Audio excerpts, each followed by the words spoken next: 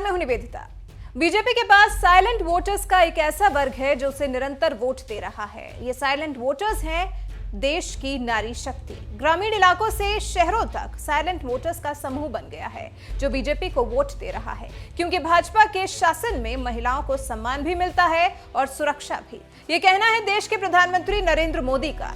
बिहार चुनाव जीतने के बाद कुछ इसी तरह से प्रधानमंत्री मोदी ने देश के साइलेंट वोटर्स को बीजेपी को जिताने के लिए शुक्रिया अदा किया था।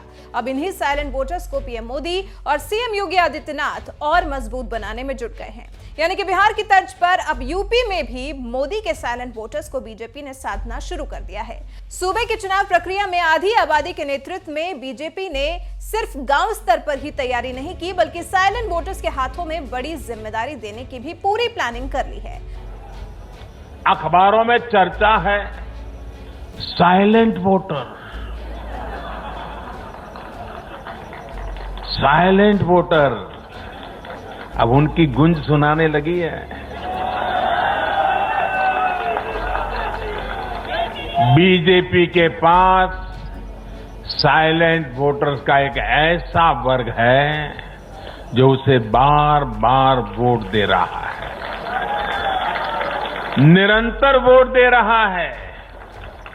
ये साइलेंट वोटर्स हैं देश की माताएं, बहनें, महिलाएं, देश की नारी शक्ति। ग्रामीण इलाकों से लेकर शहरी इलाकों तक महिला वोटर ही भाजपा की सबसे बड़ी साइलेंट वोटर का समूह बन गया है। मतलब ये कि बीजेपी ने यूपी पंचायत चुनाव के जरिए गांव स्तर पर नेतृत्व करने के लिए ग्राम प्रधान तक के चुनाव लड़ने का प्लान बनाया है।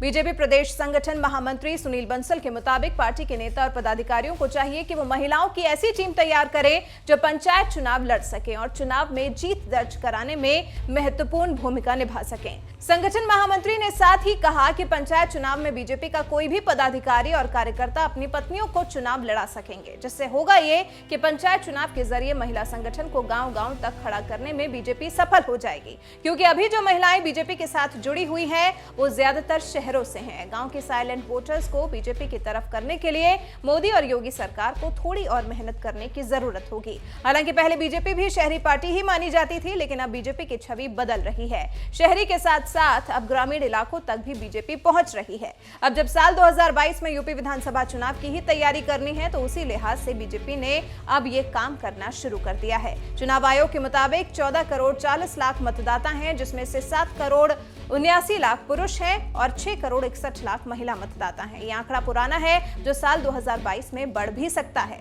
और अब क्योंकि फायदा बीजेपी को महिलाओं से हो रहा है, तो अब महिला कार्यकर्ताओं को निर्देश दिया गया है कि बूथ तक जाएं और पार्टी को मजबूत बनाने के लिए काम करें। आपको बता दें, महिलाओं में बीजेपी का विश्वास एकदम से बढ़ा है। बीजेपी का महिलाओं पर भरोसा ज्यादा है, क्योंकि कहीं ना कहीं बीजेपी का मानना है कि उनकी अब तक की उपलब्धियों में महिलाओं के नाम पर बहुत सी योजनाएं लागू की गई हैं, जिसका फायदा भी महिलाओं तक पहुंचा है। जैसे केंद्र सरकार की उज्ज्वला योजना, शौचालय का निर्माण, पक्का घर, मुफ्त राशन, महिलाओं की आर्थिक मदद, इन सभी योजनाओं का लाभ सीधा महिलाओं को मिलता है।